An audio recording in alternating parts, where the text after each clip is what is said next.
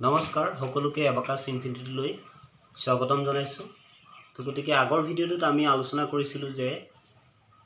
পোহৰে কেনেকৈ বস্তু এটা দৃশ্যমান কৰে। কোনো এটা বস্তুত যেতিয়া পোহৰ পৰি আমাৰ চকুত সেই পোহৰ সোমায় তেতিয়াহ'লে সেই বস্তুটো আমি দেখিবলৈ সক্ষম হৈছিলোঁ। আৰু আজি পোহৰ যে সেই বস্তু এটাত পৰে আৰু পৰি পিনে পোহৰ আকৌ ঘূৰি আহে, ঘূৰি পিনে আমাৰ চকুত সোমায়, চ' সেই পৰিঘটনাটোৰ বিষয়ে পঢ়িম। আৰু সেই পৰিঘটনাটোকে পোহৰৰ প্ৰতিফলন, চ' সেই পোহৰৰ প্ৰতিফলনৰ বিষয়ে আমি আজি আলোচনা কৰিম।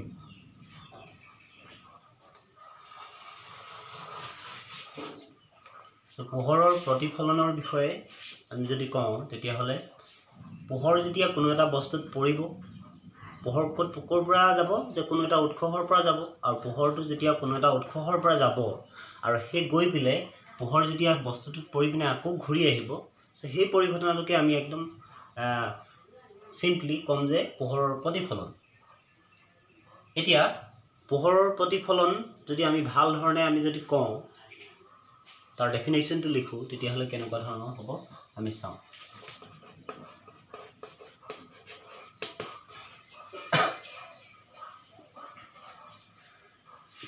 পোহৰৰ প্ৰতিফলন কাক বোলে? যে কোনো এটা উৎসৰ পৰা পোহৰ কোনো এক মাধ্যমৰ মাজেদি পাৰ হৈ কোনো এটা পৃষ্ঠত পৰি যদি পোহৰ আকৌ সেই আগৰ মাধ্যমলৈ উভতি আহে, তেন্তে পোহৰৰ সেই পৰিঘটনাটোকে পোহৰৰ প্ৰতিফলন বুলি কোৱা হয়। এতিয়া আমি যদি ধৰি লৈছোঁ এইটো এটা পোহৰৰ উৎস, ইয়াৰ পৰা পোহৰৰ ৰশ্মি নিৰ্গত হ'ব আৰু ইয়াৰ পৰা পোহৰৰ ৰশ্মিবিলাক কি হ'ব? যদি আমি এইটো ধৰি লওঁ বিন্দুসমূহ পোহৰ, ইয়াৰ পৰা চবফালে পোহৰৰ ৰশ্মি যাব। ঠিক আছে, এইফালে আমি এখন পৃষ্ঠ ৰাখি দিছোঁ, পৃষ্ঠ য'ত পোহৰ পৰিবগৈ। ইয়াত পোহৰ পৰিবগৈ। পোহৰ যেতিয়া এইফালেদি এনেকৈ যাব, পোহৰৰ ৰশ্মিবোৰ এনেকৈ, সেই পৃষ্ঠখনত কি হ'ব? পোহৰৰ ৰশ্মিবোৰ ইয়াত পৰিব আৰু পৰি পিনে যদি আকৌ সি ঘূৰি আহে, পোহৰৰ ৰশ্মিবিলাক এনেকৈ, পোহৰৰ ৰশ্মিবিলাক যেতিয়া যাব, সেই ৰশ্মিবিলাক আকৌ ঘূৰি আহিব। এইটো যেনিবা লম্বভাৱে পৰিলে আকৌ পোনে পোনে ঘূৰি আহিব, লম্বভাৱে পৰিলে। তাৰপিছতে আকৌ যদি এনেকৈ ঘূৰি আহে, এনেকৈ পোহৰৰ ৰশ্মিবোৰ গৈছে, গৈ পেলাই কি হৈছে? সি আকৌ ঘূৰি আহিব, এনেকৈ পৃষ্ঠত পৰিছে যেনিবা, আহি ঘূৰি আহি দিছে এইফালে। এই ধৰণে যদি পোহৰবোৰ কোনো এটা উৎসৰ পৰা কোনো এক মাধ্যমৰ মাজেদি, ইয়াতে বায়ু মাধ্যমটো কি আছে? বায়ু আছে, বায়ু আছে, মাধ্যমৰ মাজেদি পাৰ হৈ গৈছে, বায়ু মাধ্যমৰ পাৰ হৈ গৈছে আৰু কোনো এক প্ৰতিফলক পৃষ্ঠত, এখন পৃষ্ঠ বুলি কৈছোঁ, এখনক প্ৰতিফলক পৃষ্ঠ বুলিও ক'ব পাৰোঁ আমি, যে ই পোহৰৰ কি হৈছে? তাত পৰিছে, আকৌ ঘূৰি আহিছে তাৰ পৰা। তো গতিকে ই প্ৰতিফলিত কৰিছে পোহৰৰ ৰশ্মিবিলাক, তাৰমানে তাত ইয়াৰ মাজেদি পোহৰৰ ৰশ্মিবোৰ পাৰ হৈ যোৱা নাই, সি আকৌ আগৰ মাধ্যমটোলৈ ঘূৰাই পঠিয়াইছে। ত' আগৰ মাধ্যমটো কি হৈছে? আগৰ মাধ্যমটো হৈছে বায়ু মাধ্যম। এই মাধ্যমৰ মাজেদিয়ে কি হৈছে? পোহৰৰ ৰশ্মিবোৰ গৈছিলে, আকৌ ইয়াত পৰি আকৌ ঘূৰি আহিছে। তো গতিকে যেতিয়া ঘূৰি গৈছে, যিটো মাধ্যমৰ মাজেদি গৈছে, আকৌ কোনো এক পৃষ্ঠত পৰি পিনে আগৰ মাধ্যমলৈ যেতিয়া ঘূৰি আহিছে পোহৰৰ ৰশ্মিবোৰ, তেতিয়াহ'লে সেই পৰিঘটনাটোকে পোহৰৰ প্ৰতিফলন বুলি কোৱা হয়। তো গতিকে এই যে প্ৰতিফলিত হৈছে পোহৰৰ ৰশ্মিবোৰ, তেনেকৈ এখন প্ৰতিফলক পৃষ্ঠত পোহৰৰ ৰশ্মি প্ৰতিফলিত হৈছে। গতিকে প্ৰতিটো বস্তুতেই কি হ'ব? যেতিয়া যিবিলাক বস্তুত পোহৰ পৰিব, সেই বস্তুবিলাকৰ পৰা এনেকৈ পোহৰৰ ৰশ্মিবোৰ কি হয়? আকৌ আগৰ মাধ্যমলৈ ঘূৰাই পঠিয়ায়। আৰু কোনো এটা বস্তু যেনিবা আছে, যিবোৰ আমি বস্তু দেখি পাইছোঁ, সেইবিলাকত কি হৈছে? পোহৰ পৰিছে আৰু পোহৰ পৰাৰ পাছতে সেই বস্তুবিলাকৰ পৰা আকৌ পোহৰ কি হৈছে? প্ৰতিফলিত হৈ ঘূৰি আহিছে। তো গতিকে সেই প্ৰতিফলিত যেতিয়া ৰশ্মিবোৰ আমাৰ চকুত সোমায়, তেতিয়াহে আমি বস্তুবোৰ দেখিবলৈ সক্ষম হওঁ। যেনিবা এইটো এখন পৃষ্ঠ বুলি ধৰি ল'লোঁ, আমি এনেকৈ পৃষ্ঠ বুলি ধৰি ল'লোঁ, এইখন এখন পৃষ্ঠ। ইয়াতে কোনোবা পোহৰৰ উৎসৰ পৰা পোহৰৰ ৰশ্মি এনেকৈ আহিছে, আৰু এইফালেদি গৈছে। আৰু যদি পোহৰৰ ৰশ্মিবোৰ আকৌ এনেকৈ গুচি যায়গৈ, এই যিটো এংগলত গৈছে এনেকৈ ৰশ্মিডাল পোহৰ ৰশ্মিডাল প্ৰতিফলিত হৈ আকৌ আগৰ মাধ্যমলৈ গুচি গৈছে যিটো ইয়াত যিটো মাধ্যম আছে একেটা মাধ্যমেই আছে যেনিবা বায়ু মাধ্যম আছে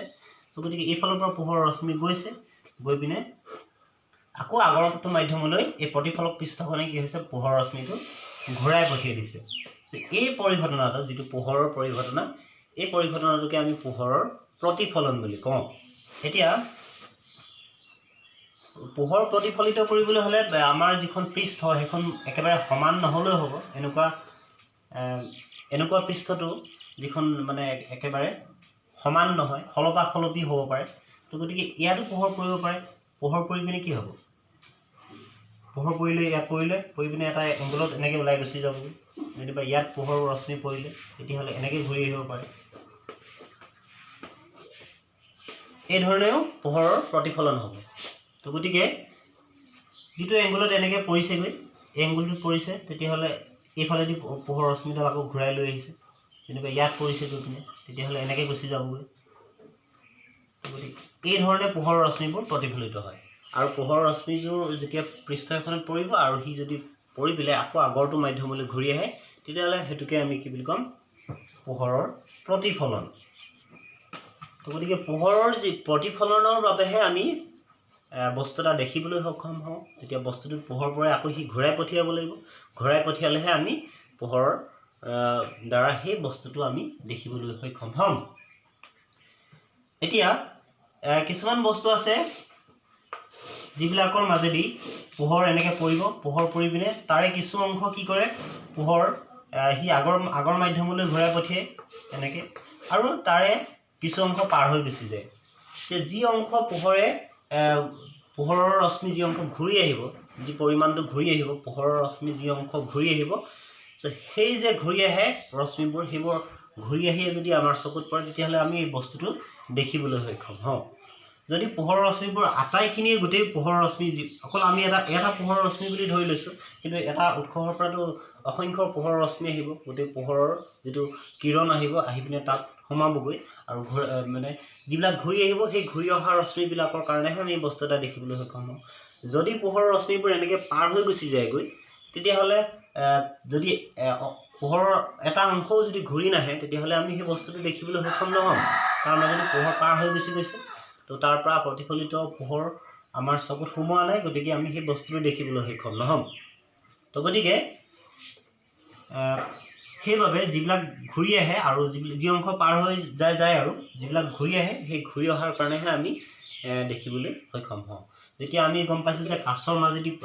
পোহৰ পাৰ হৈ গুচি যায় কাছৰ মাজেদি যেতিয়া পোহৰ পাৰ হৈ যায় তেতিয়া তাৰে কিছু অংশ আমাৰ কি হয় পোহৰ কাছৰ মাজেদিও যাওঁতে কিছু অংশ পোহৰ আকৌ আমাৰ ফালে প্ৰতিফলিত হৈ ঘূৰি আহে তেতিয়াহ'লে আমি এখন গ্লাছ লগাই থ'লে সেই গ্লাছখন দেখিবলৈ সক্ষম হওঁ যদি গ্লাছখন একেবাৰে স্বচ্ছ হয় অকণো পোহৰৰ ৰশ্মি ঘূৰি নাহে তেতিয়া ঘূৰি নাহিলে কিন্তু আমি সেই গ্লাছখন দেখিবলৈ সক্ষম নহ'ম কিন্তু তাৰ পৰা কিছু অংশ পোহৰ উভতি আহে আগৰ মাধ্যমলৈ আৰু যদি সেইবোৰ আমাৰ চকুত পৰে তেতিয়াহ'লে আমি বস্তুটো দেখিবলৈ সক্ষম হ'ম তো গতিকে যদি নাহে তেতিয়াহ'লে কিন্তু আমি দেখিবলৈ সক্ষম নহ'ম গতিকে কাছৰ পৰাও কিছু অংশ ৰশ্মি ঘূৰি আহে গতিকে আমি দেখিবলৈ সক্ষম হওঁ এতিয়া এই পোহৰৰ যিটো প্ৰতিফলন পোহৰৰ প্ৰতিফলনৰ কিছুমান সূত্ৰ আছে এই কিছুমান সূত্ৰ মানি চলে যেতিয়া প্ৰতিফলক পৃষ্ঠত মানে পোহৰৰ ৰশ্মিবোৰ যেতিয়া পৰিবগৈ তেতিয়াহ'লে সেই পোহৰৰ ৰশ্মিবিলাকে কেইটামান চৰ্ত মানি চলে আৰু সেইবিলাকে সেই চৰ্তকেইটা বা সেই সূত্ৰকেইটাকে আমি পোহৰৰ প্ৰতিফলনৰ সূত্ৰ বুলি কওঁ গতিকে সেই পোহৰৰ প্ৰতিফলনৰ সূত্ৰকেইটানো কি আমি আলোচনা কৰিম এতিয়া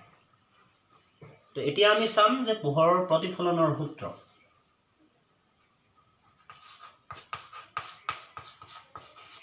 তো পোহৰৰ প্ৰতিফলনৰ সূত্ৰকেইটা আমি আলোচনা কৰাৰ আগতে এটা আমি কথা আলোচনা কৰি লওঁ পোহৰৰ প্ৰতিফলনৰ এইটো এটা যেনিবা এখন প্ৰতিফলক পৃষ্ঠ ইয়াত কি হ'ব পোহৰৰ ৰশ্মিবোৰ ইয়াত পৰিবহি পোহৰৰ এখন পৃষ্ঠ এইফালে কিন্তু পোহৰ পাৰ হৈ নাযায় এইফালে পোহৰ পাৰ হৈ নাযায় কাৰণে মই এনেকৈ কাটি দিছোঁ আৰু প্ৰতিফলক পৃষ্ঠখন এই ওপৰ ফালে আছে এতিয়া কোনো এটা উৎসৰ পৰা এইফালে যেনিবা উৎস এটা আছে পোহৰ কি হৈছে এইফালে এনেকৈ আহি পিনে ইয়াতে প্ৰতিফলক পৃষ্ঠখনত পোহৰ পৰিছে তো গতিকে পোহৰৰ যিবোৰ ৰশ্মি আহিছে এনেকৈ পোহৰৰ ৰশ্মি বুলি ধৰিছোঁ তাক আমি এনেকৈ কাৰ চিনেৰে এনেকৈ দেখাই দিম যে পোহৰ এইফালৰ পৰা আহিছে আহি ইয়াত কি কৰিছে পোহৰ পৰিছে এতিয়া এইখন এখন প্ৰতিফলক পৃষ্ঠ ইয়াত পোহৰ পৰিছে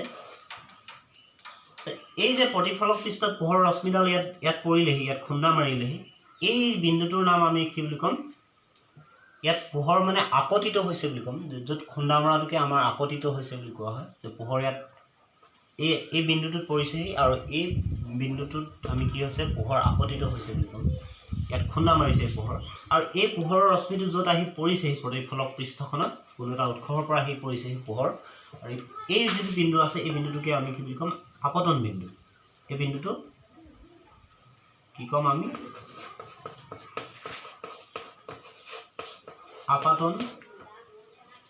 আপতন বিন্দু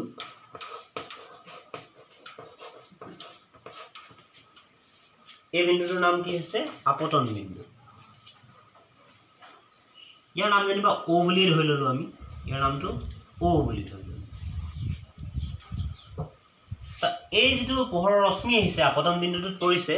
এই পোহৰৰ ৰশ্মিটোৰ নাম আমি ক'ম আপতিত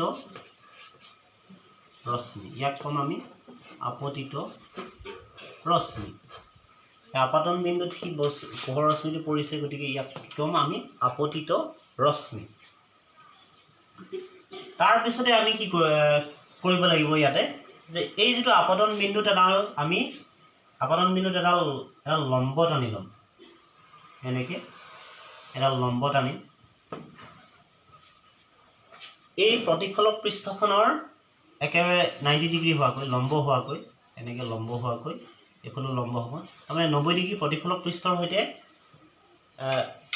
সমকোণ কৰাকৈ এডাল আমি এনেকৈ এডাল ৰেখা আঁকি ল'ম এই আপতন বিন্দুটো তো এই ৰেখাডালৰ নাম আমি ক'ম যে এইডালৰ নাম ক'ম আমি তোমালোকে এনে জানাই পঢ়িছাই যেতিয়া এইডালৰ নাম কি হ'ব অভিলম্ব বুলি ক'ম এইডালৰ নাম এইডালক কোৱা হয় অভিলম্ব আপতন বিন্দুত যিডাল আমি লম্ব টানো সেইডালকে কি বুলি কয় অভিলম্ব আৰু পোহৰ যেতিয়া এই ৰশ্মিডাল এনেকৈ আহি পৰিছে তেতিয়াহ'লেতো সি আকৌ ঘূৰি যাব প্ৰতিফলক পৃষ্ঠ হয় যিটো পোহৰ আকৌ ঘূৰাই পঠিয়াব তো গতিকে এই পোহৰৰ ৰশ্মিডাল কি হ'ব আকৌ আগৰটো মাধ্যমলৈ ঘূৰি যাব এনেকৈ আগৰটো মাধ্যমলৈ সি ঘূৰি গৈছে এনেকৈ ঘূৰি গৈছে পোহৰৰ ৰশ্মিডাল আৰু এই কাৰ চিনবোৰ আমি কেনেকৈ দেখাম এনেকৈ ডাঙৰকৈ দেখুৱাম তো গতিকে কিছুমানে কি কৰে এনেকৈ সৰুকৈ দিয়ে পোহৰ ৰশ্মিটো তো গতিকে আমি এই এৰ'চিনডাল এনেকৈ ডাঙৰকৈ দেখুৱাম তো গতিকে পোহৰ যেতিয়া আহিছে এই কোনো এটা মাধ্যমৰ যদি আপতিত ৰশ্মিডাল আহিছে আপতন বিন্দুত মানে কি হৈছে আপতিত হৈছে আৰু সি কি হৈছে আকৌ এইফালেদি ঘূৰি গুচি গৈছেগৈ এডাল আপতিত ৰশ্মি আৰু যিডাল আকৌ পোহৰৰ আপতিত ৰশ্মি এডাল হৈছে আপতিত ৰশ্মি তাৰপিছতে এইডালে যিটো বিন্দুত পৰিছে এইটো আপতন বিন্দু আৰু আপতন বিন্দুৰ পৰা সি প্ৰতিফলিত হৈ ওলাই গৈছে সি পোহৰ ৰশ্মিডাল এনেকৈ পৰিছে ইয়াত আকৌ সি ওলাই গৈছেগৈ প্ৰতিফলিত হৈ গৈছে গতিকে এইডালৰ নাম কি হ'ব প্ৰতিফলিত ৰশ্মি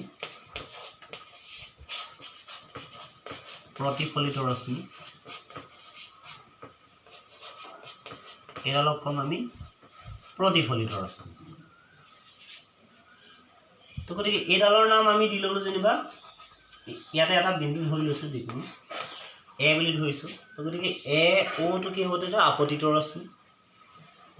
আৰু ইয়াতে আমি ধৰি ল'লোঁ যেনিবা ইয়াতে এটা বিন্দু ধৰি ল'লোঁ এই অভিলম্বডালৰ ওপৰত তো গতিকে এইটো ধৰি ল'লোঁ যেনিবা এন তো গতিকে ON বা NO সেইডাল কি হৈছে অভিলম্ব আৰু ইয়াতে ধৰি ল'লোঁ যেনিবা আমি এটা বিন্দু B বুলি ধৰি ল'লোঁ তো গতিকে OBডাল কি হৈছে প্ৰতিফলিত ৰশ্মি তো পোহৰ ৰশ্মিডাল এনেকৈ আহি ইয়াত পৰিছে পৰি পিনে প্ৰতিফলক পৃষ্ঠত পৰিছে আকৌ সি এনেকৈ ওলাই গৈছে তো গতিকে এনেকৈ ওলাই গৈছে কি তো এডাল প্ৰতিফলিত হৈ ওলাই গৈছে গতিকে এডাল প্ৰতিফলিত ৰশ্মি তো এইটো এটা আমি ধৰিলো এইটো এটা পোহৰৰ এইটো যেটো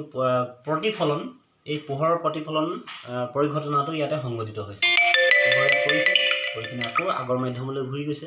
তো গতিকে এইটো এটা পোহৰৰ প্ৰতিফলনৰ পৰিঘটনাই হয় এতিয়া দেখিছা যে এই আপতিত ৰশ্মিডাল যেতিয়া ইয়াত পৰিছেহি আপতন বিন্দুটো তেতিয়া হলে সেই আপতিত ৰশ্মিডালে এই অভিলম্বৰ হৈতে কি হৈছে এটা কোণ কৰিছে যেটো দেখিছে এ ও এন এটা কোণ কৰিছে তো এই কোণটো কি বুলি কোৱা হয় আপতন কোণ আই এংগল অফ ইনসিডেন্স বুলি কয় ইনসিডেন্সৰ পৰা আই আখৰটো আহিছে যে এখানে আই দিছে কোণটোৰ নাম সে এইটো কোণৰ নাম কি হৈছে আপতন কোণ এই যেটো আই এংগলটো আমি পাইছো আই এংগল আই হেতু হৈছে সেই নামটো কি হ'ব আপতন কোণ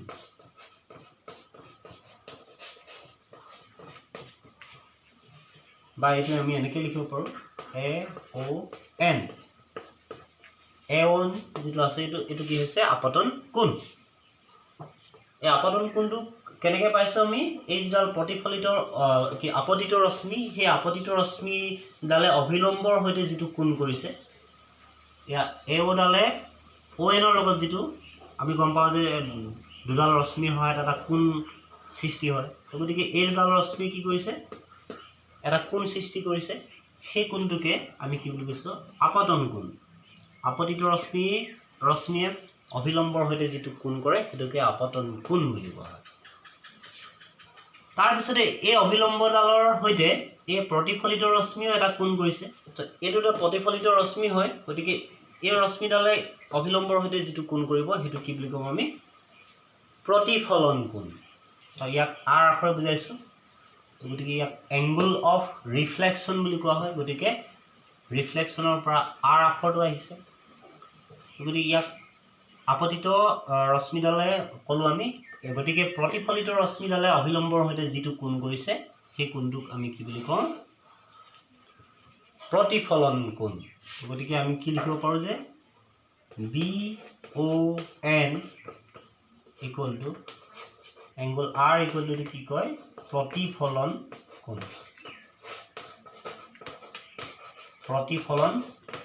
কোণ বুলি কোৱা হয় প্ৰতিফলিত ৰশ্মিয়ে অভিলম্বৰ হৈতে যেটো কোণ কৰে হেতু প্ৰতিফলন কোণ বুলি কোৱা হয় এতিয়া কিছুমান ছাত্ৰ ছাত্ৰীয়ে ভাবি থাকে আপতন কোণটো হয় যে এই যেডাল আপতিত ৰশ্মি আহিছে তো সেই আপতিত ৰশ্মিডাল কি হয় এই ৰশ্মিডালে কি হৈছে প্ৰতিফলক পৃষ্ঠখনৰ লগত এটা কোণ কৰিছে সো গতিকে এই কোণটোকে মানে আপতন কোণ বুলি ভাবি থাকে গতিকে সেই কথাটো নহয় আপতন কোণটো আমাৰ যে আপতিত ৰশ্মিডালে প্ৰতিফল কি অভিলম্বৰ হৈতে যেটো কোণ কৰে এই যেটো কোণ আছে এটোহে আপতন কোণ এটো নহয় তাৰ পিছত তেনেকৈ এইটো আমাৰ কেতিয়াবা ভাবি থাকে এইটো হয় বুলি প্ৰতিফলন কোণ বুলি এইটো প্ৰতিফলন কোণ নহয় প্ৰতিফলন কোণটো হৈছে যে প্ৰতিফলিত ৰশ্মিডালে অভিলম্বৰ হৈতে যেটো কোণ কৰে হেতুহে আমাৰ প্ৰতিফলন কোণ এইটো এই কোণটো নহয় ঠিক আৰু নাম থাকিব পাৰে ধৰা এম এন বুলি আমি নাম দি দিছো প্ৰতিফলক পৃষ্ঠখনৰ নাম এম এন ই দাপোনো হ'ব পাৰে দাপোন বুলি ক'লে গম পাইছেনে যিখন তোমালোকে চোৱা এইখন দাপোনো হ'ব পাৰে সি সম্পূৰ্ণভাৱে পোহৰৰ ৰশ্মি প্ৰতিফলিত কৰে বা বেলেগ প্ৰতিফলক পৃষ্ঠ হ'ব পাৰে এতিয়া পোহৰৰ প্ৰতিফলনৰ যেটো সূত্ৰ প্ৰথমটো সূত্ৰ হেতু মই ক'বলৈ গৈ আছো যে তোমালোকে পঢ়ি যায় পোহৰৰ প্ৰতিফলনৰ সূত্ৰ কেইটা আৰু ইয়াতে কি হয় পোহৰৰ প্ৰতিফলনৰ সূত্ৰ কেইটা আমি মুখস্থ কৰি পিনেও নম্বৰ পাব পাৰো মুখস্থ কৰিলেও নম্বৰ পাৰো আৰু আমি বুজি পেলাই লিখিলেও নম্বৰ পাব পাৰো গতিকে আমি মুখস্থ কৰিলে কিন্তু এই বস্তুটো আমি নহব এই পোহৰৰ প্ৰতিফলনৰ যেটো পৰিঘটনা আৰু পোহৰৰ প্ৰতিফলনৰ যিকেইটা সূত্ৰ সেইকেইটা আমি সম্পূৰ্ণৰূপে বুজি পাব লাগিব বহুতে মুখস্থ কৰি দিয়ে গতিকে মুখস্থ কৰি লিখি দিয়ে তে মুখস্থ কৰিলে নহব আমি কথাটো একেবাৰে সম্পূৰ্ণভাৱে বুজি পাব লাগিব তো বুজি পালে আমাৰ কোনো মুখস্থ নকৰিলেও হ'ব তো পোহৰৰ যেটো আমাৰ প্ৰতিফলনৰ প্ৰথম সূত্ৰ আছে হেতু হৈছে যে আপতন কোণ যিটো আপতন কোণ পাইছিলোঁ আই এইটো এই আপতন কোণ এই কোণটো যিটো আমি পাইছিলোঁ আই কোণটো এই কোণটো আপতন কোণ আৰু যিটো আমাৰ প্ৰতিফলন কোণ এই কোণটো আপতন কোণ সদায় প্ৰতিফলন কোণৰ সৈতে সমান হয় সেইটো হৈছে পোহৰৰ প্ৰতিফলনৰ প্ৰথম সূত্ৰ এই আপতন কোণটো অভিলম্বৰ সৈতে আপতিত ৰশ্মিডালে যিটো কোণ কৰিছে এই প্ৰতিফলিত ৰশ্মিডালে অভিলম্বৰ সৈতে যিটো কোণ কৰে সেই কোণকেইটা সদায় সমান হয় আপতন কোণ সদায় প্ৰতিফলন কোণৰ সৈতে সমান হয় সেইটো হৈছে পোহৰৰ প্ৰতিফলনৰ প্ৰথমটো সূত্ৰ গতিকে আপতন কোণ কোনটো হৈছে যে আপতিত ৰশ্মিডালে অভিলম্বৰ সৈতে যিটো কোণ কৰিছে আৰু প্ৰতিফলন কোণ কোনটো হৈছে যে প্ৰতিফলিত ৰশ্মিডালে অভিলম্বৰ সৈতে যিটো কোণ কৰিছে সেই কোণকেইটা সদায় সমান হয় যেনিবা এই কোণটো যেনিবা আমাৰ আছিলে 60 ডিগ্ৰী এই কোণটো আমাৰ 60 ডিগ্ৰী তো গতিকে এই কোণটো সদায় কি হ'ব 60 ডিগ্ৰী হ'ব এইবাৰ আমি দ্বিতীয়টো সূত্ৰ আমি চাম পোহৰ প্ৰতিফলনৰ দ্বিতীয়টো সূত্ৰ সেইটো হৈছে যে এই যিডাল আপতিত ৰশ্মি আৰু আপতন বিন্দুত টনা যিডাল অভিলম্ব থাকে আপতিত ৰশ্মি আপতন বিন্দুত টনা অভিলম্ব আৰু প্ৰতিফলিত ৰশ্মি সদায় একেখন সমতলত থাকে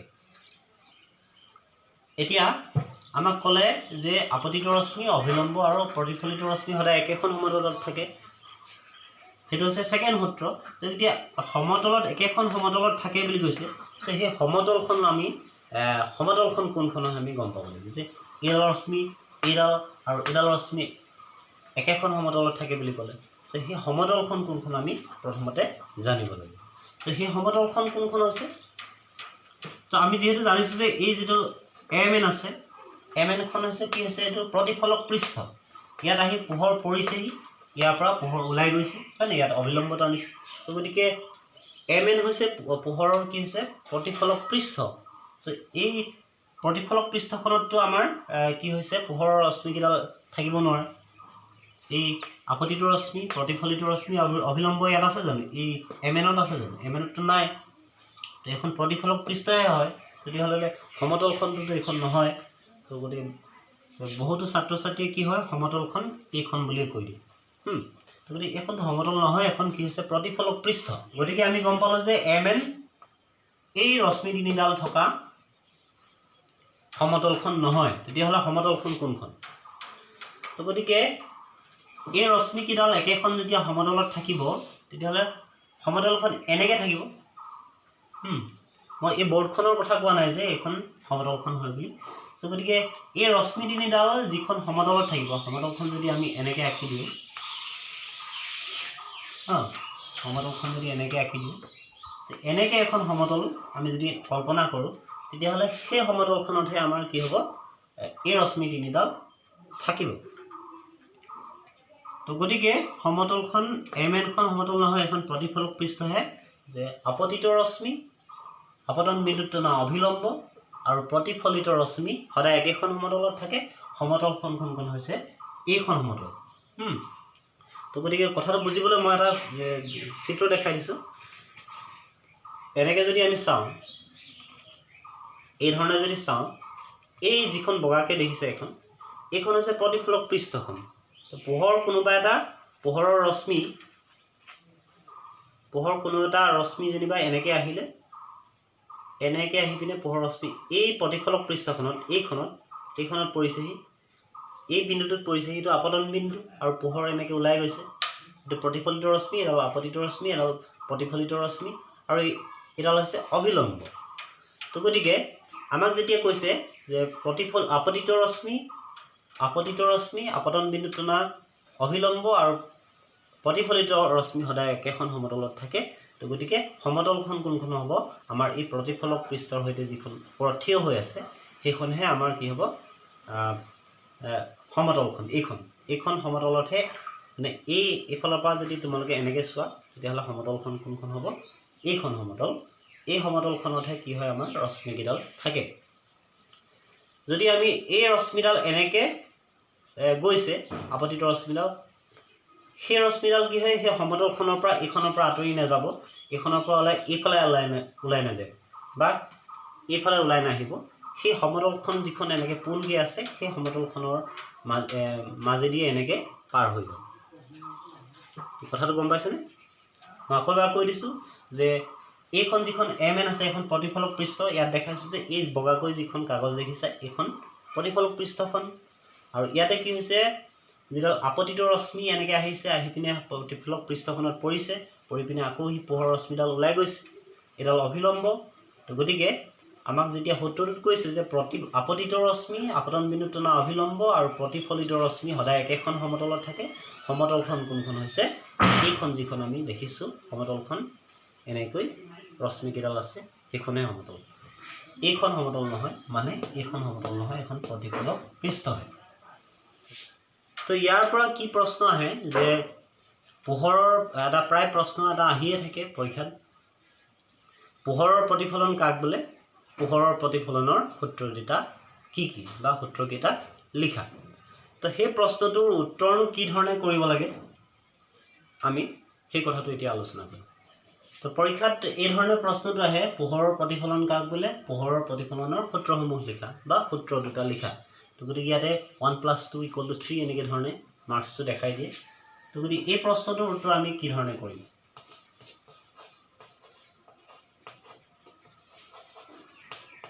প্ৰশ্ন এটাৰ উত্তৰ কি ধৰণে লিখিব লাগে সেইটো মই তোমালোকক দেখাই দিম। যে এতিয়া পোহৰৰ প্ৰতিফলন, এতিয়া আমাক প্ৰথমে লিখিবলৈ দিছে যে পোহৰৰ প্ৰতিফলন কাক বোলে। তো গতিকে আমি কি কৰোঁ, প্ৰশ্নটো লিখি ডাইৰেক্ট ইয়াৰ পৰা আৰম্ভ কৰি দিওঁ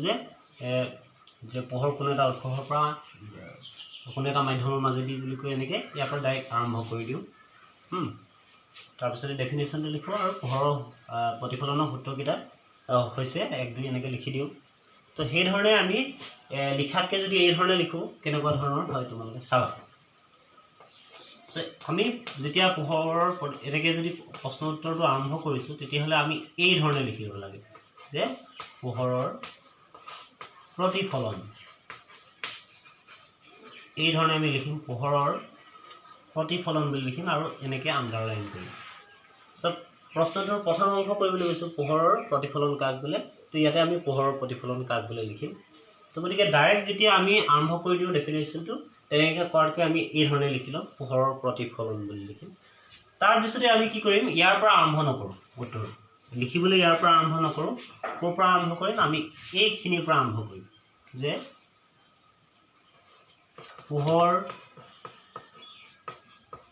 পোহৰৰ প্ৰতিফলন কাক বোলে বুলি যদি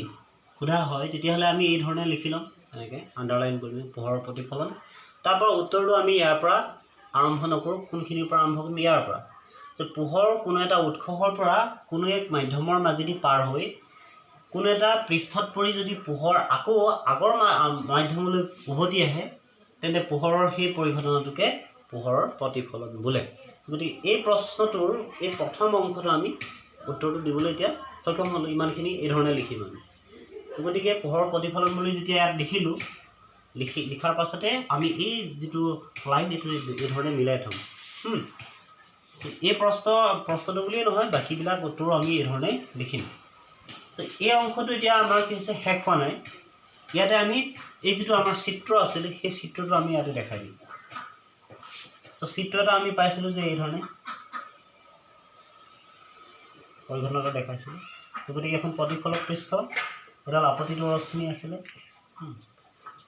তাৰপিছতে এডাল অভিলম্ব টানিছিলোঁ, তাৰপিছত ইয়াতে আৰু এডাল কি আছিলে প্ৰতিফলিত ৰশ্মি। তো তাতে আমি যেতিয়া চিত্ৰটো দেখাওঁতে আমি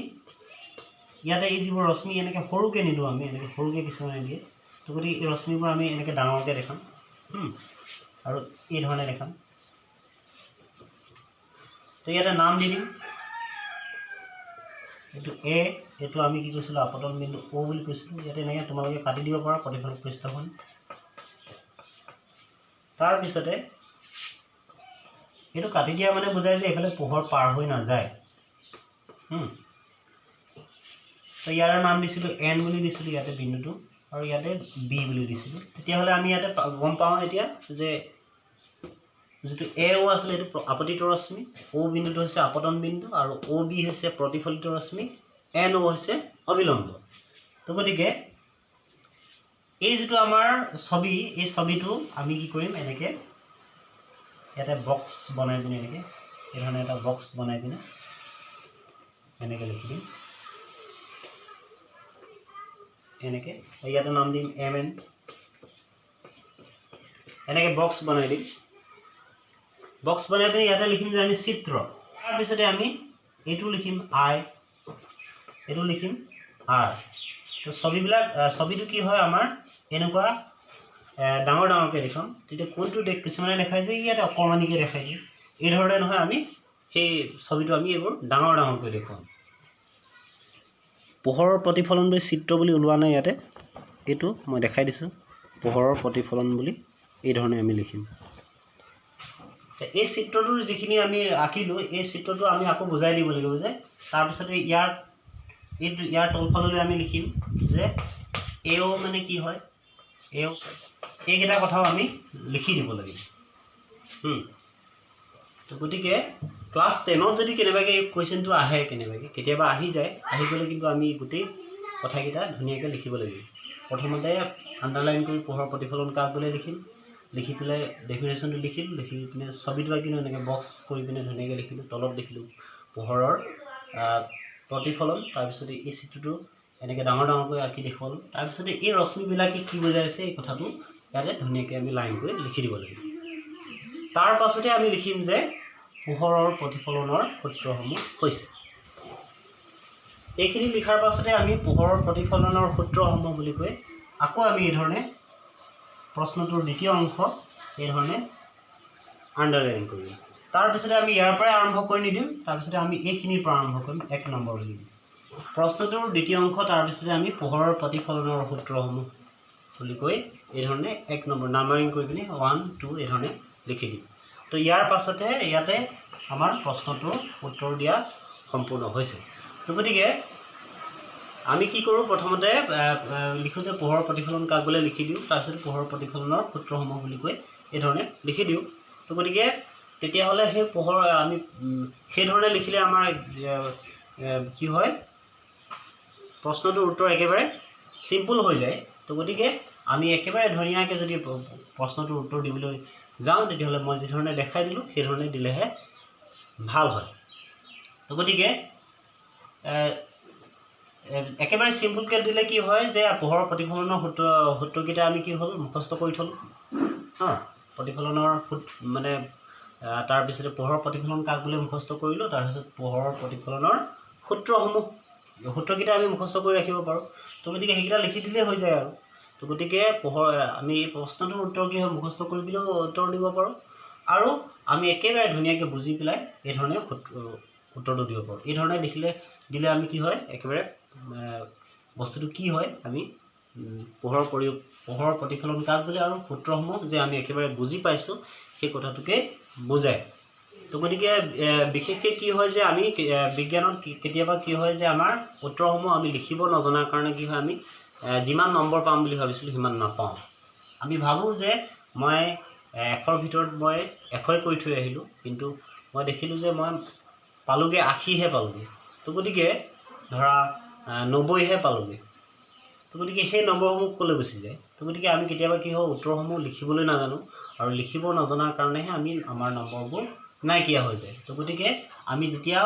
যেতিয়া হ'লেও যেতিয়া প্ৰশ্ন এটা উত্তৰ কৰিবলৈ যাওঁতে আমি সেই প্ৰশ্নটোৰ উত্তৰটো একেবাৰে সম্পূৰ্ণকৈ দিবলৈ চাব লাগে, পাৰফেক্টকৈ দিবলৈ চাব লাগে, যে আমি এনেকৈ উত্তৰটো দিব লাগে যে যেনেকৈ হ'লেও টানি টুনি আমি নম্বৰটো পৰীক্ষকজনৰ পৰা লৈ আহিব পাৰোঁ। গতিকে একেবাৰে চিম্পুলকৈ উত্তৰ লিখিলে মানে আমি কি হয় নম্বৰটো নাপাওঁ। তো গতিকে আজি ইমানেই আলোচনা কৰিলোঁ। ইয়াৰ পাছৰ ভিডিঅ'টোত আমি যে পোহৰৰ প্ৰতিফলন আজি পঢ়িলোঁ, ইয়াৰ পাছৰ ভিডিঅ'টোত আমি বস্তু এটা যে আমাৰ চকুত ধৰা পৰে, আমি বস্তুটো দেখি পাওঁ, আমাৰ এইবিলাক পোহৰৰ প্ৰতিফলন কাক বুলি আখৰবিলাক যে তোমালোকৰ চকুত ওলাই আছে। তো গতিকে চকুত আমাৰ ইয়াত যেনেকৈ লিখি দিছোঁ, চকুটো তেনেকুৱা ধৰণে এটা বস্তু সৃষ্টি হ'ব লাগিব, তাৰমানে এটা প্ৰতিবিম্ব সৃষ্টি হ'ব লাগিব ইয়াৰ ধৰণে চকুতে সৃষ্টি হ'ব লাগিব মানে সেই প্ৰতিবিম্বৰ বিষয়ে আমি আলোচনা কৰিম যে প্ৰতিবিম্ব